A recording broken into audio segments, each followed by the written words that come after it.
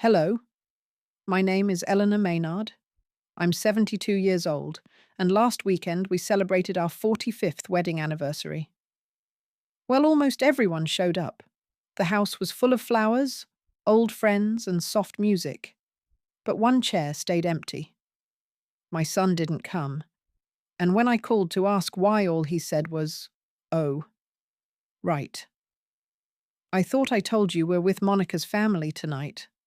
That moment, it didn't just break my heart. It opened a door I didn't know I'd have to walk through. Some absences arrive louder than arrivals. His was the kind that silenced the room. The late autumn light filtered lazily through the lace curtains, casting thread-like shadows across the dining table. Eleanor adjusted the silverware one last time, smoothing the hand-embroidered cloth with the palm of her hand. The scent of rosemary and baked apples floated from the kitchen, while the candles lit an hour too early had already burned halfway down their stems. Everything was in its place. Everything except one. She checked the roast, dabbed at the wine glasses, smiled toward the hallway as Frank's voice mingled with the guests'. Laughter came in soft and easy. Ruth's laugh stood out brassy and unfiltered. Eleanor smiled at the sound. 45 years, Ruth said as she kissed her cheek. You two are either saints or co-conspirators. Both Eleanor replied, her tone even warm, though Frank claims I'm the more patient one. You'd have to be Ruth, whispered, her eyes scanning the room. Where's David? Shouldn't he be here already? Eleanor kept her smile in place. He's on his way. She said it again minutes later when Henry asked the same question, and then again to Julia, and again. Each time the answer came softer, the edge of conviction worn thinner. Her fingers grazed the screen of her phone, then retreated. She poured wine. She adjusted a napkin. She excused herself and stepped into the kitchen, where the light from the window hit the tile floor in long, slanted lines. There, with only the hum of the fridge for company, she unlocked her phone and pressed the familiar number. David picked up after the second ring. Oh, right, he said, voice low, distracted. It's tonight. She paused. Yes. I thought I told you Monica's dad is retiring. Big dinner with her family. We're with them tonight. You didn't mention it. Huh. Thought I did. A pause. Then, another time, okay? Another time? Eleanor echoed. Of course. She ended the call before the silence between them grew too loud. Returning to the table, she caught the glances, polite, sidelong, the kind that didn't linger, but said everything. The chair to her right remained untouched. She reached for the wine bottle and filled Frank's glass, then her own. Ruth leaned in. We could wait, just a bit longer. Eleanor stared at the chair, the curve of the backrest, the untouched napkin, the plate without bread. No, she said, voice low, unshaken. He's not late. He's not coming. Ruth nodded, said nothing more. Eleanor raised her glass, her arm steady, her face unreadable. The smile didn't return. Her eyes stayed fixed on the chair beside her, the one she'd set with care, the one that held nothing at all. To everyone who showed up. I told myself I wasn't waiting. Then why did I keep checking the mailbox? Morning light moved slowly across the kitchen floor, warming the tiles in patches, but leaving the corners cold. Eleanor stood by the window, the same one she'd decorated with string lights last winter, now just bare glass reflecting the outline of her face.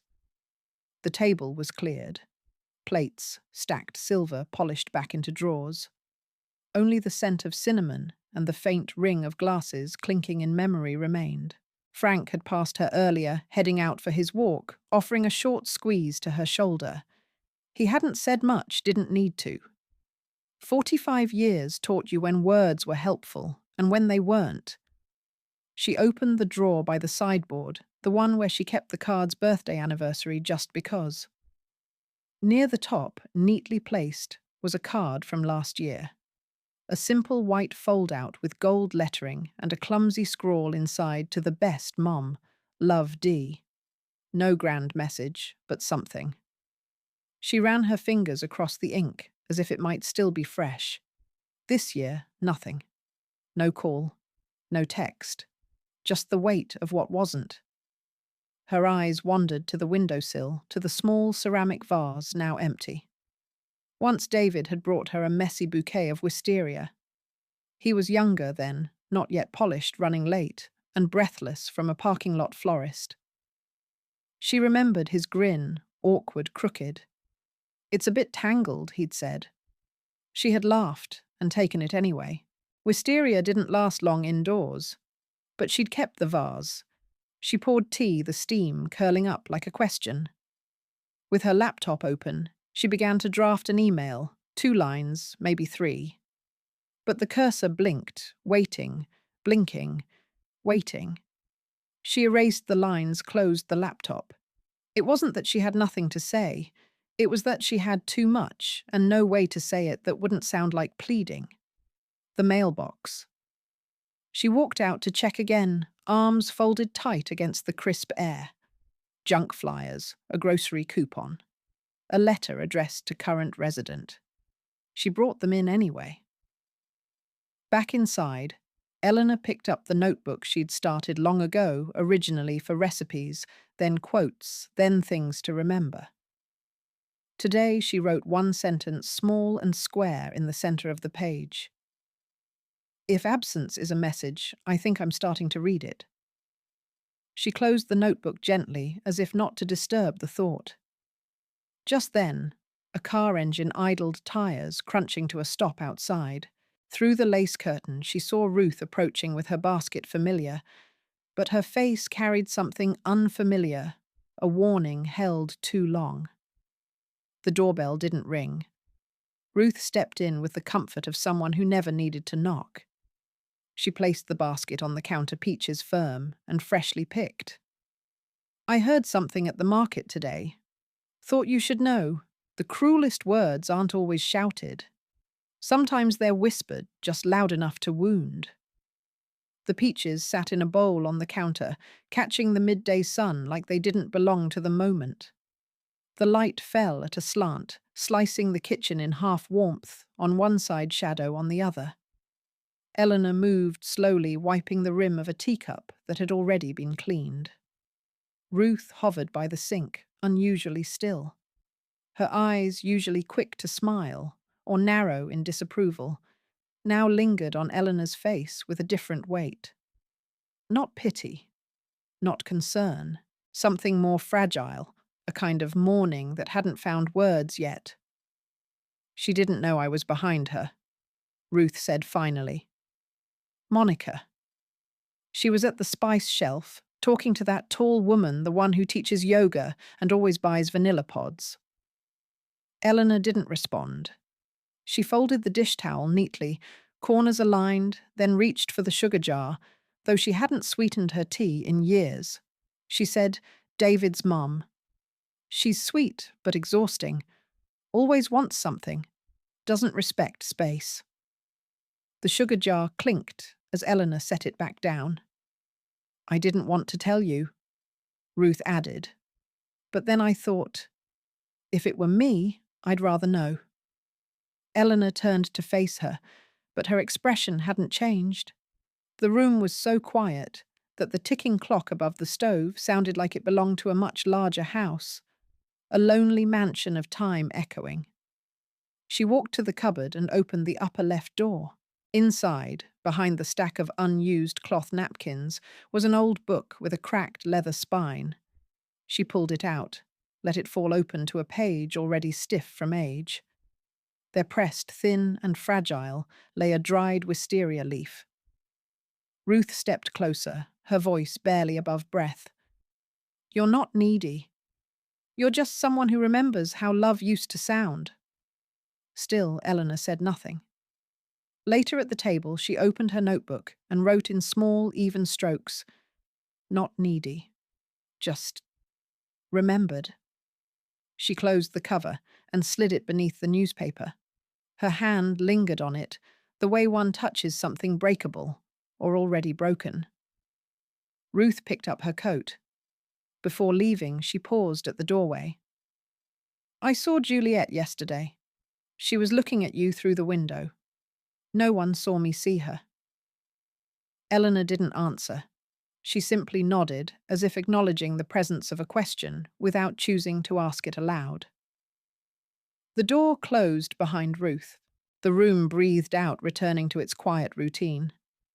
Eleanor poured more tea into the same cup she'd never finished. She let the warmth steep through her fingers, as though heat alone could explain what coldness had just entered her life. Then the doorbell rang. She wasn't expecting anyone. Rising slowly, she smoothed the front of her sweater more out of habit than worry. At the door stood a man in a neat grey suit, holding a slim black folder. "Mrs. Maynard?" he asked, his tone clipped, but not unkind. "I'm from Jackson County Adult Protective Services. We received a concern about your well-being." It's funny how concern can sound so much like control if you listen closely. The morning sky sagged low, wrapped in the kind of cloud that turned everything grey, even memory. Eleanor had tidied the house long before anyone knocked. The cushions were plumped, the tea towels ironed. The scent of lemon cleaner clung faintly to the hallway, like something trying too hard to smell fresh. Frank sat in the corner armchair, legs crossed, a folded newspaper on his lap. He didn't turn the pages. He just watched. Anthony Marsh introduced himself with a business card that looked recently printed. His voice was calm, paced, too smooth. "I'm just here for a wellness check," he said, smiling in that neutral way designed not to offend. A neighbor raised a few concerns. Eleanor gestured for him to sit. "Which neighbor? I'm not at liberty to name them," he replied. "But we take every inquiry seriously. May I ask a few questions?" She nodded.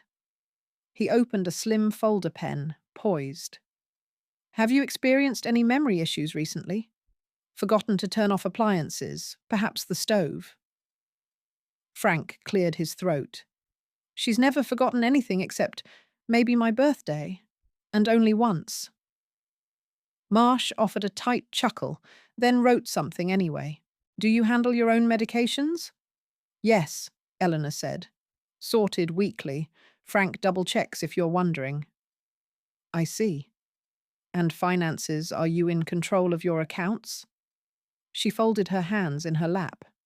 "We've had the same accountant for 2 decades. I sign everything myself." Another note scribbled. Marsh's pen moved too much for the few words Eleanor said. There was mention of mild confusion, mood changes. "Someone said you've been emotionally unpredictable lately." Eleanor tilted her head. "And who exactly said that?" He hesitated. "It was suggested by Monica.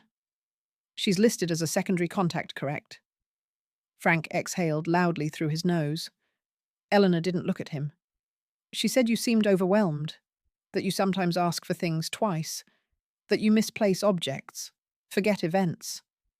The teacup in Eleanor's hand trembled slightly from cold or something older.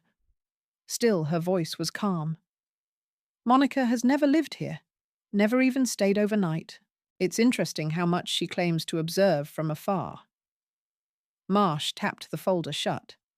"Just doing due diligence. These conversations are standard." Then came the final question, posed with the practiced sympathy of a man who'd asked it too often. "Do you have anyone else you depend on besides your husband?" Eleanor smiled, but her eyes were glassy, still. "I'm not dependent. But it seems like someone is preparing me to be." Marsh blinked. His smile slipped for the first time. When he left, the door clicked closed more loudly than expected. Eleanor stood still, then walked quietly to the study. The safe sat in the corner, small and discreet behind the sewing cabinet. She turned the dial, slowly numbers, falling into place by memory, not need. Inside, her original will remained. papers yellowed at the corners, birth certificates, a photo of David at 5. But one thing was missing: the handwritten letter she had folded between the pages, the one she'd written herself in ink that had faded over years, but not in tension. She searched the folders again. It wasn't there. First it was a letter, then a name, then a piece of myself. The light in the study shifted by degrees like a clock running slower than usual. It wasn't quite warm, but it wasn't cold either. Just present, like tension, like the silence that follows a question no one wants to ask. Eleanor stood by the open safe. Its contents sat untouched, yet not intact. The missing letter echoed louder than anything still there. She didn't move for a while. Then, without turning, she asked softly, "Did you see the cream-colored envelope, the one with the green twine?" Frank looked up from his chair by the window. He squinted, thinking, then slowly got up and walked to his desk. From the bottom drawer, the one with old instruction manuals and expired warranties, he pulled a piece of folded paper. "This one?" he asked. She took it gently, the way one lifts something sacred. The string was gone, but the paper was unmistakable.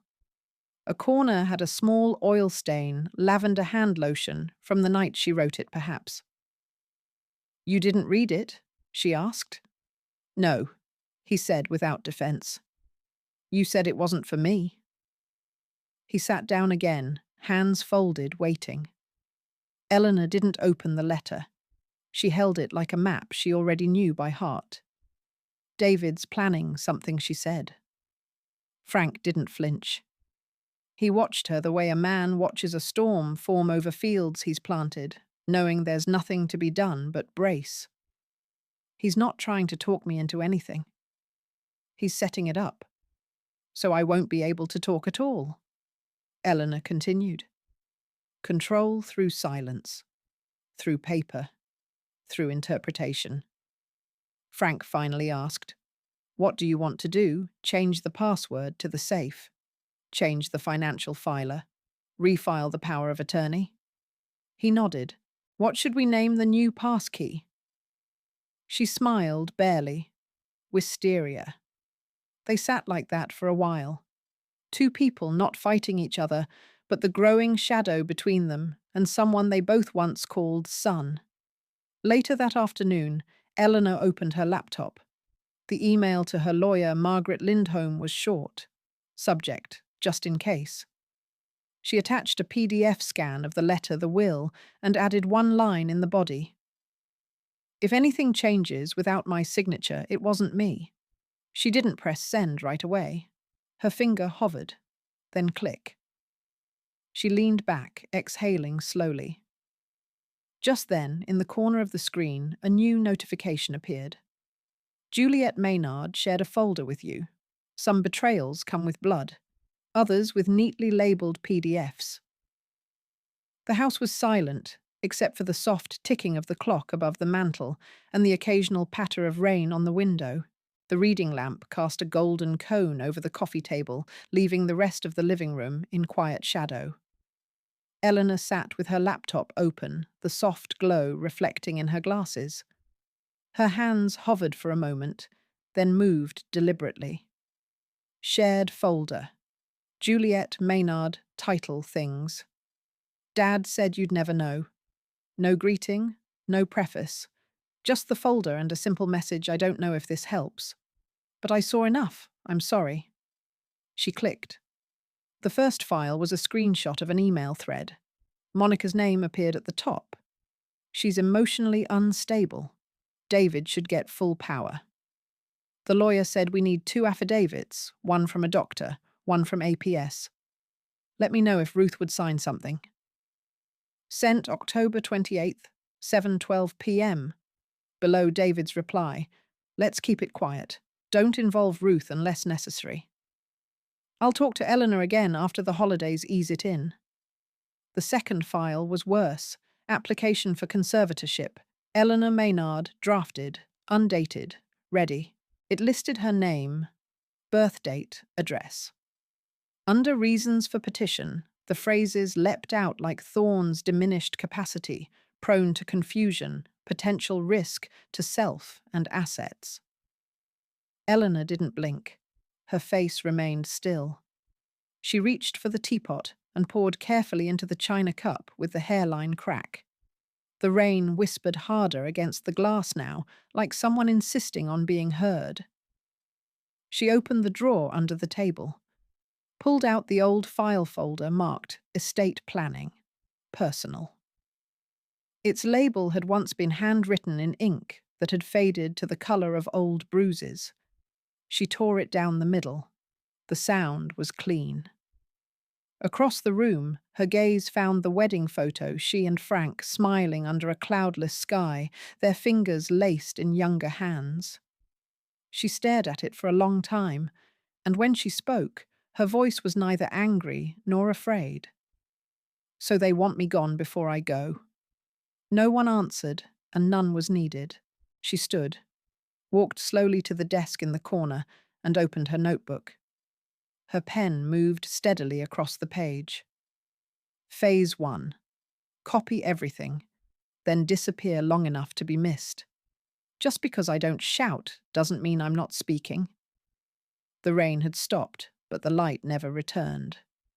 Grey seeped into the corners of the house, painting even the brightest walls in tones of resignation. Eleanor sat at her desk, not moving, save for her hand tracing slow lines along the edge of a notebook.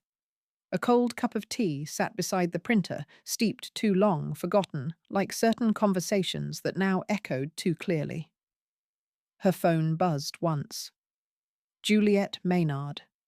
One audio file. She clicked without hesitation. David's voice.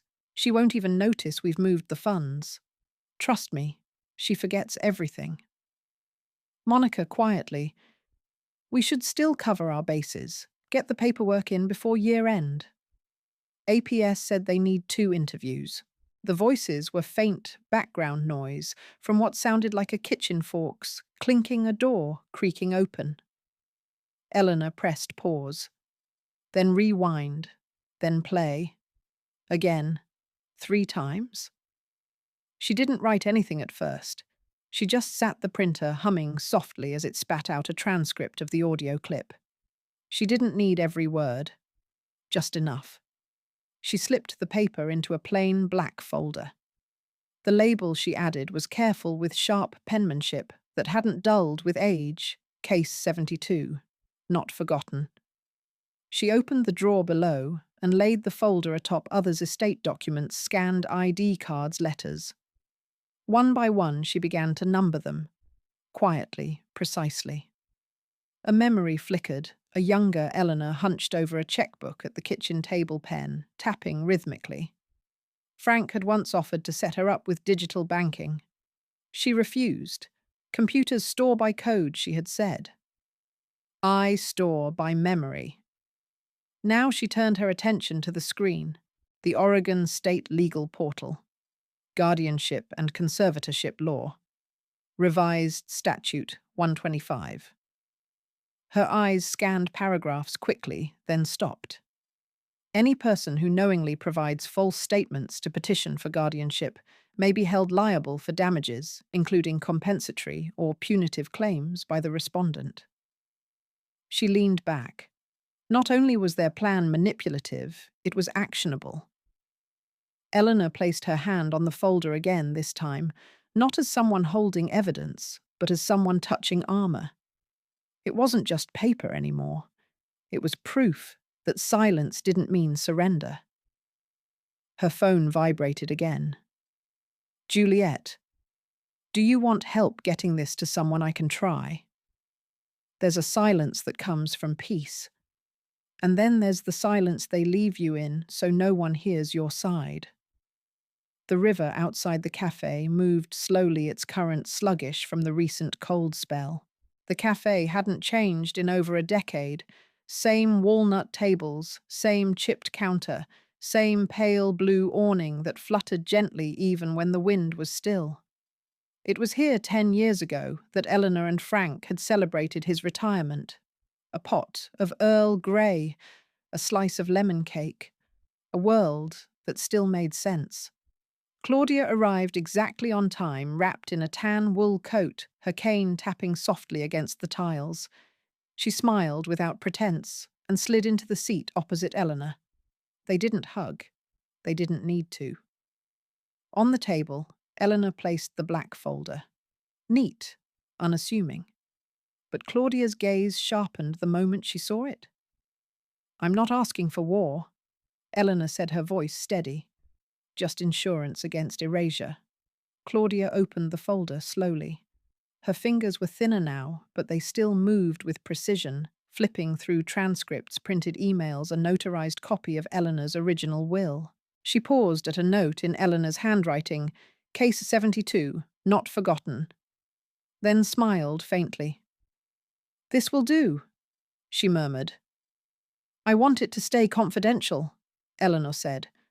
"But if David files something, or if anyone tries to speak for me without my voice, I'll be your echo," Claudia interrupted gently.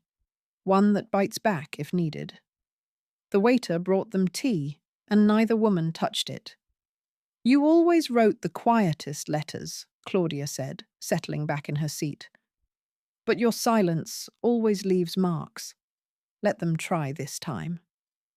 Outside, the wind had picked up, rustling the last brown leaves along the sidewalk.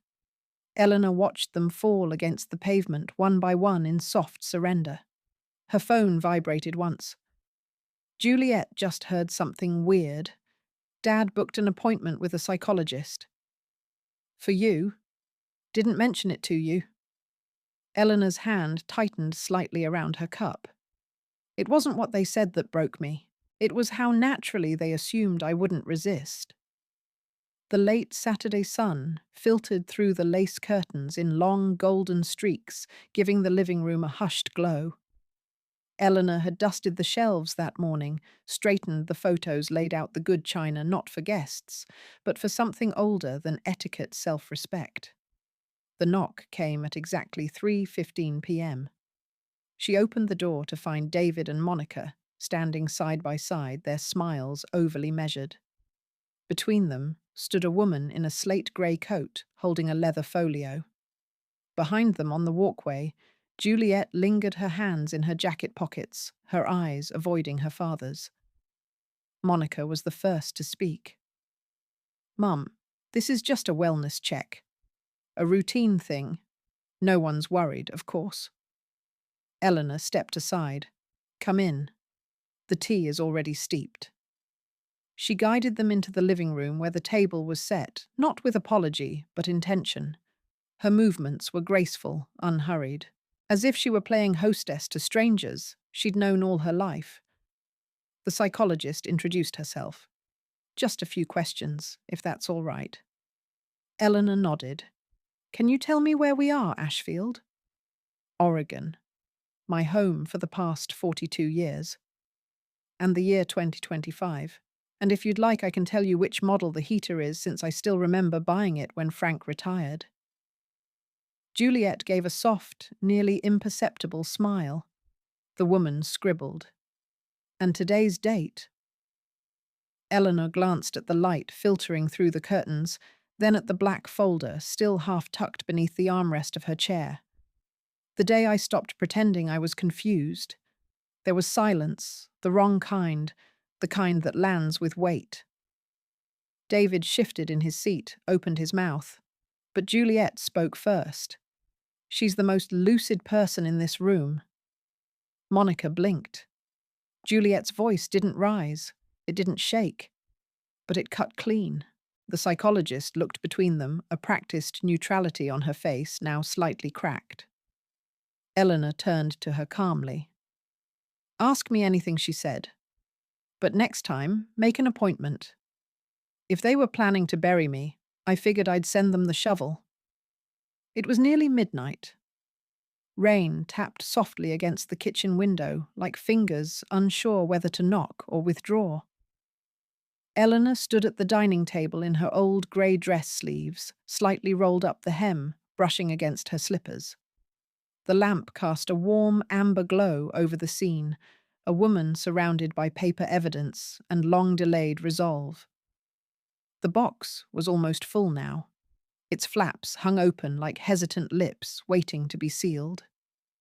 Inside a printed transcript of David's conversation, annotated with dates and times, Monica's emails highlighted with her words, emotionally unstable and full power. A copy of the Oregon guardianship law with the relevant clauses marked in green ink. The will, the original unamended. And finally, a folded, cream-colored letter in Eleanor's handwriting. She placed the letter gently on top, as if tucking in a child. For when memory returns to those who chose to forget. Frank stepped into the room, quietly holding a roll of wire-reinforced tape. He didn't speak, only offered it to her like an offering. Eleanor took it, nodded once in quiet thanks. Her fingers moved steadily across the box's seams. The tape hissed and stuck. She reached for her phone. A new message from Juliet blinked on the screen. "Are you sure?" Eleanor replied. "It's not a threat. Just a mirror." Frank watched her slip the phone into her coat pocket. He looked at her, something old and fond, dancing behind his aging eyes. "You always did look better in grey," he said. She almost smiled. They drove in silence, the box on her lap, the rain never quite picking up, but never stopping either. The post office was closed, but the drop box accepted packages if you knew how to angle them just right. Eleanor had done it before sending birthday gifts, when David was in college notes to Ruth when they were too tired to talk.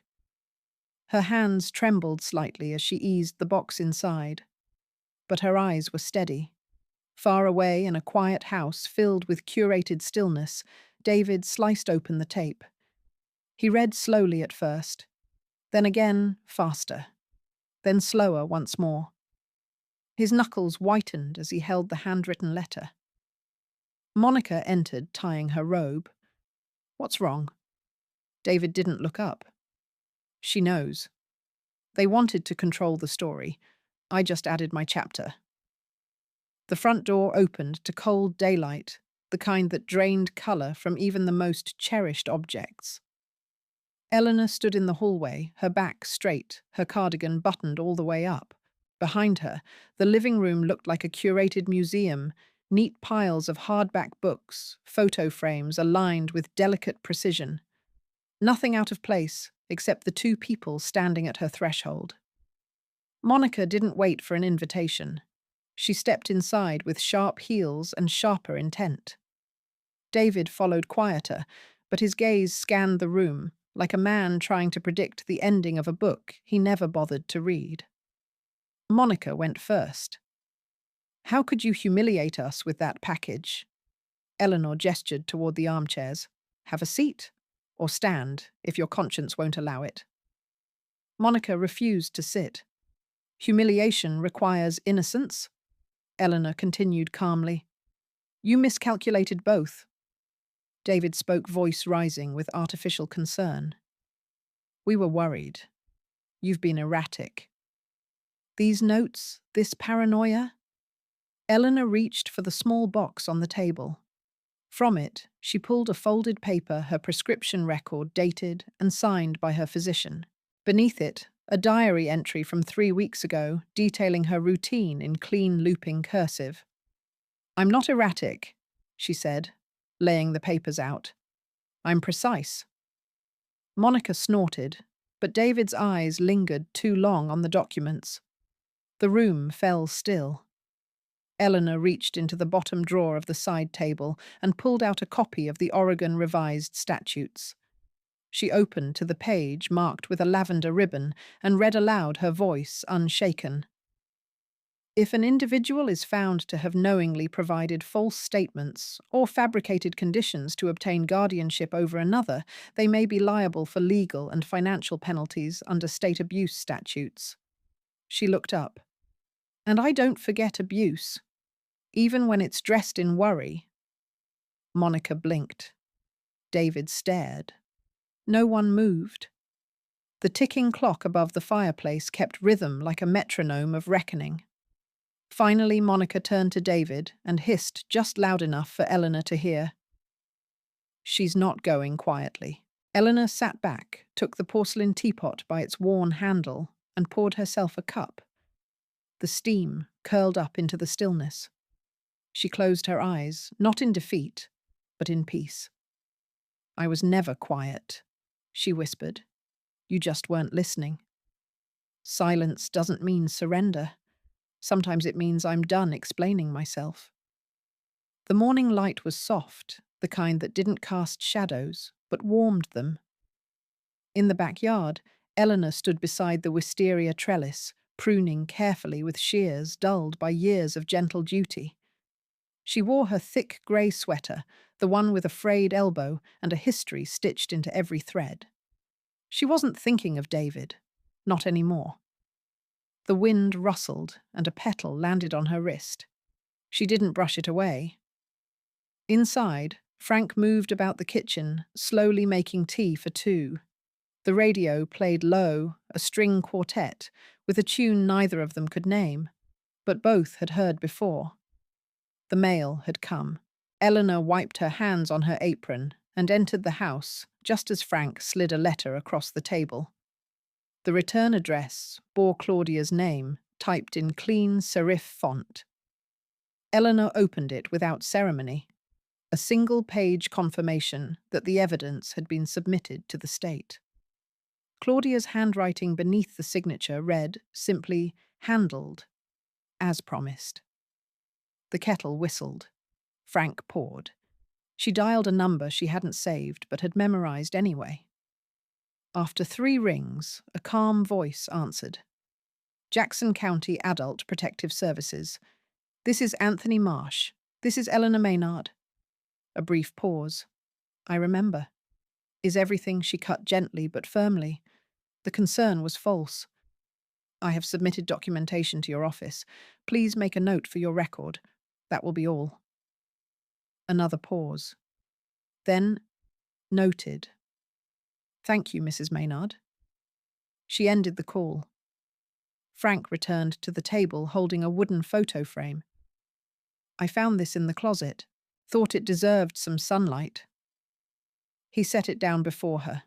A photo, the two of them smiling faintly under the apple tree, and beside them Juliet, 1 foot slightly lifted arms, wrapped around Eleanor's shoulders. Last spring, before the silence. Eleanor looked at it for a long time. "I spent years," she said slowly, making room for people who never planned to stay. Frank didn't hesitate. "You've got one person who never left." She looked up. His eyes were the same they had always been. Tired, yes, but unwavering. The wind outside shifted. She stood, made her way to the mailbox. Inside, nestled between ads and envelopes, was a single postcard. A photo of the Pacific coast. On the back, a short message in blue ink, "I want to come visit, if you'll have me." Juliet, they thought silence meant surrender. I made it mean solitude. The wind moved gently through the backyard, carrying with it the faint scent of new grass and the memory of winters now fading. The wisteria, once drooping with burdened bloom, now held only a few tentative flowers. Its limbs stretched upward, slow but sure, like something remembering how to reach. Eleanor's sweater sleeves were rolled halfway up her forearms as she stood by the trellis. She checked each vine, pruned a brittle stem, untangled a loop of growth that had wrapped itself too tightly. There was a gentleness in her hands, not weakness, but a quiet decision. It had been 1 month. No calls, no emails, no sudden knocks at the door. She hadn't dialed David's number, hadn't answered his one text. Her phone sat untouched on the desk, its silence an ally, now not an absence. Inside the house felt warmer than usual, though no heater was running. Frank moved slowly through the kitchen, setting a kettle to boil. He brought out the porcelain cups, the ones with faint cracks in their glaze that Eleanor refused to replace. She sat beside him on the small wooden bench by the window. They did not speak. They didn't need to. On the table beside her was a small stack of letters, all written in her hand, some folded, some not yet sealed. Names written, but no stamps affixed. Not all words are meant to travel. That evening, when the house quieted to its softest hum, Eleanor took out her old notebook. She flipped past familiar pages, her observations, clipped phrases, things she couldn't say aloud. And at the bottom of one half-filled page, she added, "Some love must be archived, not burned." The ink dried without smudging. The next morning, she stepped out to the mailbox not to check, but to send. A padded envelope, slim and neat, slid into the slot. Inside a blank notebook with a deep violet cover. The front read in simple gold lettering, "Juliet, for stories you choose to keep." No note, no return address, just an offering. She walked back slowly through the yard, brushing her fingers along the bark of the apple tree, her footsteps unhurried. When she entered the house again, Frank sat at the table, sketchbook open. He looked up at her only briefly before returning to his drawing. On the page, a familiar vine crept up a trellis.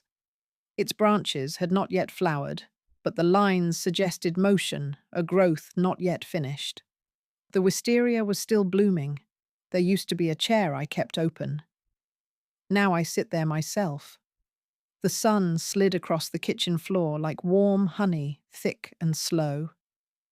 Eleanor had left the window slightly open, letting in the fresh morning air with a hint of apple and cinnamon.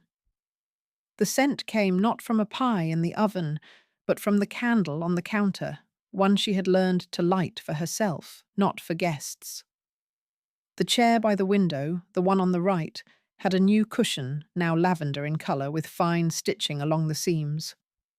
It hadn't been sat in for years, not since Eleanor had quietly begun reserving it. Not explicitly, never out loud, but she had waited. For David, for reconciliation, for presence. This morning she pulled it out and sat in it. Her phone buzzed against the ceramic tile, the vibration brief and impersonal. A message from Monica Davids, still upset. "We won't be coming by this spring. No apology, no context." Eleanor didn't blink. She tapped delete, then placed the phone face down. On the counter, a cream-coloured envelope lay unopened, the seal marked with Claudia's familiar initials. Inside was an invitation to a small gathering on elder rights and guardianship awareness. Claudia thought it might be empowering, even poetic, for Eleanor to attend. Eleanor considered it for a moment, then smiled faintly. "Not interested in talking anymore?" she whispered, almost amused. "Just in being." A ping. Another message, this one, lighter, shorter. "Juliet's school break soon. I might come." She didn't reply right away. She didn't need to. Some messages didn't require instant words to be understood. With careful ease, Eleanor lifted her teacup, leaned back against the chair cushion, and looked out at the small garden. The wisteria vines were still sparse, still unhurried, but they hadn't given up. She sipped quietly, the warm liquid settling deep into her chest. No one was missing. No one was late. This seat had waited long enough. She whispered to no one, or perhaps to herself, "He left this seat empty. But I won't."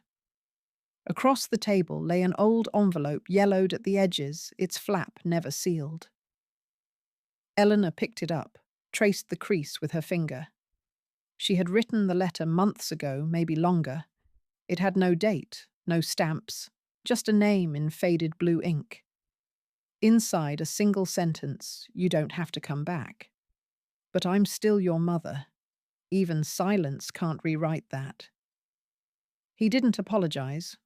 I didn't ask. The morning breeze pressed gently through the half-open window, moving the curtain just enough to shift the light on the floor. It was Sunday, and the house held a quiet sturdiness, nothing heavy, nothing expectant. The photo frames on the shelf had been dusted. A warm smell of brewed tea lingered from earlier. Eleanor sat in the armchair by the window, her lap a quiet slope for the blanket she hadn't unfolded yet. The knock was short, 3 taps, neither urgent nor hesitant. She opened the door without surprise. David stood there, hands in his pockets, his eyes unreadable. "Just thought I'd check in," he said. Eleanor didn't step aside. She simply turned and walked toward the kitchen. The signal was clear. If he wanted to talk, he could follow. He did. She poured 2 cups of tea. The ceramic clinked gently on the saucers. No words filled the space. David sat across from her, rubbing his hands together once, then letting them still. "Things got out of hand," he said eventually. Monica panicked. Eleanor stirred her tea slowly. The spoon made soft rings inside the cup. Her voice was even. "You were grown," she said. Panic wasn't your only option. There was no edge in her tone, no bitterness, only fact. David didn't reply. He looked around the room, noticing things he hadn't really seen before: the wisteria motif on the curtain, the leather-bound notebook on the shelf, the soft imprint on the cushion across from him. Frank passed by the hallway, offered a brief nod, then disappeared back into the room. No interruptions, no interjections. After some time, David rose. "So, we're okay?" he asked. Eleanor met his gaze. Her eyes were steady, not cold, just resolved. "I'm okay," she said. "That's all you need to know." He didn't nod, didn't smile, just opened the door and stepped outside. Eleanor didn't follow. The door closed with a quiet click. She sat there for a moment, holding her teacup, then placed it gently back on the saucer. Her fingers rested on the rim for a few seconds. Then she exhaled, not heavily, not with relief. Just as if something had ended, finally. "Some things I'll pass on. Others I'll bury in silence." The afternoon sun filtered through the branches above, casting dappled light across the stone bench beneath the wisteria. Its blooms had returned, tentative, sparse, but alive. A soft breeze stirred their petals, and with them the air held the faint scent of something both old and beginning again. Eleanor sat quietly, a cup of tea cradled in one hand, the leather-bound notebook resting beside her. The garden wasn't pristine, but it was cared for, not trimmed for guests, but tended for peace. She didn't hear footsteps, only the faint shift of gravel. When she looked up, Juliet stood at the edge of the path. "I wasn't sure you'd want to see me," the girl said, her voice hesitant. Eleanor smiled, a rare one, not practiced. "You were the only one who saw me when I was being erased," she said. "Of course I want to." Juliet took the unspoken invitation and walked toward the bench. They didn't hug. They didn't need to. Some people arrived in silence and filled it the right way. They strolled along the narrow stone path that looped around the garden. Wisteria trailed above them like soft purple memory. The wind carried the rustle of leaves, and nothing more. When they returned to the bench, Eleanor handed Juliet the notebook. "Not advice," she said, "just memories. Choose what fits you." Juliet ran her fingers across the cover. Her eyes did not look away. Frank stepped into the yard from the back door, camera in hand. "Don't move," he said gently. And he took a picture. No framing, no pose. Just Eleanor and Juliet beneath the soft arch of the tree, 2 generations sharing a single shadow.